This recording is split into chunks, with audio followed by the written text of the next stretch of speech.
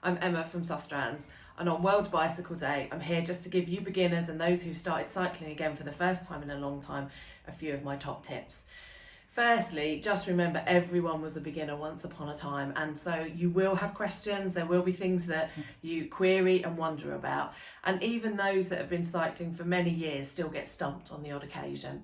So my top tip is, don't be afraid to ask and always seek some help. There will be somebody who'll be able to answer your question, and YouTube is a great source of information for various cycling problems.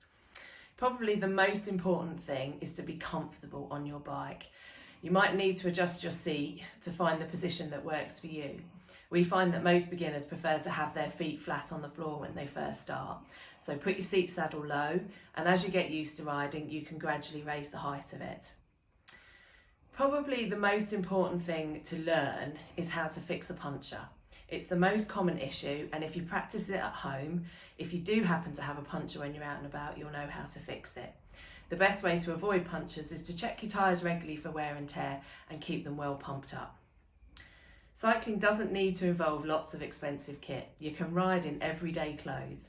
There are a couple of things it's worth considering buying, and that would be a good quality bike lock, helmet, lights, as well as a pump and a puncture repair kit. It's worth getting to know your gears. They're there to help you, so spend some time when you're out on a flat section of the road, just changing your gears to see how easy it is and whether you can feel what each gear is like. It's just remembering, if you're pedalling really fast and going nowhere, you need to come up your gears. If you're pedaling really hard, then you need to come down your gears. And practice some basic techniques such as looking behind you, taking your hands off for signalling, braking, cornering and steering the bike.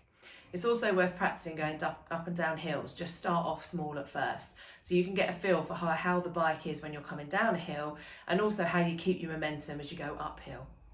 And finally, don't do too much too soon.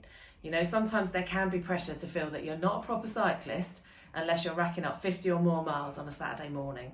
However, if you ride a bike for any reason, covering any distance, that makes you a cyclist. So enjoy the ride.